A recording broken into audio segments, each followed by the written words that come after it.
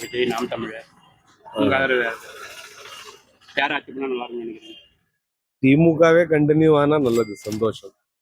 எதனால? எல்லா விதத்துலயும் சரியாதானப்பா போயிட்டு இருக்குது. என்ன பிரச்சனை இருக்குது? புதுசா வர்றவங்களுக்கு விஜய்க்கும் இல்ல வேற கட்சிக்காரங்களுக்கும் என்ன நிர்வாக ஆளுமையும் இருக்குது? எந்த நிர்வாக ஆளுமையும் எதுவும் யாரும் இல்லை.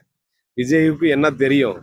இன்னும் நிறைய அனுபவம் இருக்கிறவங்க மட்டும்தான் அரசியல் செய்ய முடியும், ஆட்சி ஆள முடியும். மற்றவங்க எல்லாருமே பண்ணிட முடியுமா? எந்த ஒரு கட்சியும் அனுபவம் இல்லாம தானே ஃபர்ஸ்ட் வந்திருக்கு.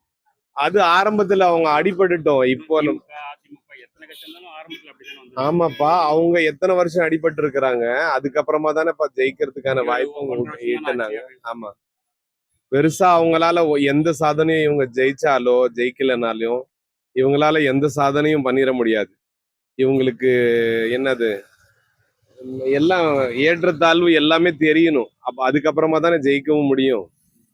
இவங்க வந்த உடனே ஜெயிச்சிருவாங்கன்றதும் எதுவும் இல்லையே. திமுக வந்தா நல்லா இருக்கும், சந்தோஷமும். இதுக்கு முன்னாடி யாருக்கு ஓட்டு போட்டீங்க போன தேர்தல்? திமுக போட்டதுனால தானே வந்திருக்குது எப்பவுமே திமுக பெரும்பாலும். அதுக்கப்புறமா அம்மா இருக்கிற வரைக்கும் அம்மா இல்லாததுனால. ஆமா, நிர்வாகமும் ஆளுமை திறமையும் வேணும். இல்ல எல்லாருக்குமே அது வந்துடாது. இல்ல சாதாரணமா ஒரு சின்ன மாநாட்டுல எத்தனை பிரச்சனை இல்லையா? எந்த மாநாடு? இந்த விஜய் அவங்க நடத்தின மாநாடுல எத்தனை பிரச்சனை.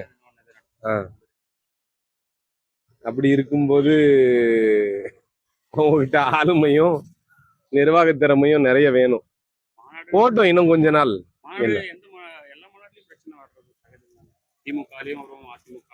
வர்றது வேற விஷயம்.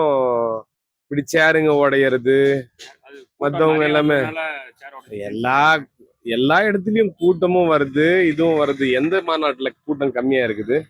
பிஜேபி மாநாட்டுல வேணும்னா கூட்டம் கம்மியா வரும், சேருங்க நிறைய இருக்கும். தமிழ்நாட்டுல அது சொல்றது வேற இல்ல.